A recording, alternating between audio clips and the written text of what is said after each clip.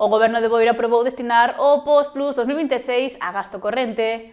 O Concello contará con algo máis de 1 millón de euros grazas ao Plan Único impulsado pola Deputación da Coruña. O Salón de Plenos da Casa Consistorial de Boiro abriu as súas portas na tarde de onte xoves para acoller a sesión plenaria ordinaria do mes de xaneiro. A Corporación debateu sobre 2 puntos. O primeiro, a participación do municipio no Plan Único da Deputación, o POS Plus 2026, que destina 1.084 euros ao municipio boirense. O concelleiro Luís Ruiz afondou unha proposta presentada polo Goberno municipal. Estes cartos vamos a utilizar para gasto corriente. Non para algo que non se sepa para que é, porque na tablita ao que facían referencia está o alumeado e o saneamento, que son servicios de competencia municipal que a Diputación nos permite utilizar este POS para cubrilos. E xa, como temos falado en outras ocasións, isto que nos permite? Isto permítenos liberar cartos do orzamento, porque esos servicios os hai que cubrir, permítenos liberar esa cantidade dos orzamentos e podela utilizar de forma libre. O concelleiro de Boiro Novo, Xurxo Triñanes, posicionouse en contra desta proposta feita polo Goberno local. E hoxe trae esta tablita. A usted parecelle serio?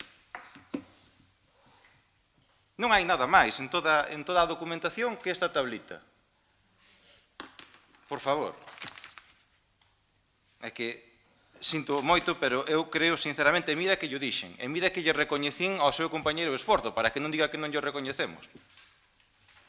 Pero tráenos unha tabla no que a maior parte do que nos poñen é vense servicios correntes, 630.000 euros, vense servicios correntes, 700 e pico mil euros. Que se tratara dunha proposición que o seu grupo non podía apoiar.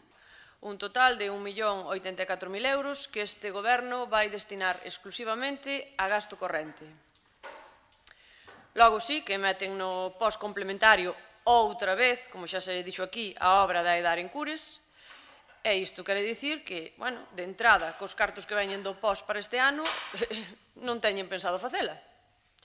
Porque complementario significa que se despois, ao longo deste ano, veñen máis cartos, pois logo xa verán vostedes se a fan ou non a fan, como pasou o ano pasado. Mentres que o PP local amosou o seu rexeitamento aos investimentos presentados polo Goberno boirense para este POS Plus 2026. Resulta que va todo a gasto corriente.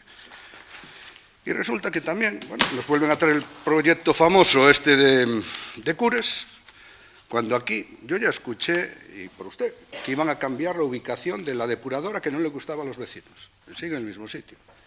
Habíamos hablado de una masa común que tiene, que creo que le quedó al concello, un poco más adelante, que estaba más apartado. Habló usted aquí, de ese tal, que estudiarían que tal. No tiene el certificado que firma el señor secretario, dice que no tienen los terrenos a su disposición, pero bueno, es lo que permite el POS. O punto foi aprobado por 9 votos a favor do PSOE, 6 en contra de PP e Boiro Novo e 2 abstencións do BNG. A corporación tamén deu luz verde á modificación dos estatutos da Mancomunidade da Ría de Arousa Zona Norte, Barbanza Arousa, con 11 votos a favorables de PSOE e BNG, 1 en contra de Boiro Novo e 5 abstencións do PP.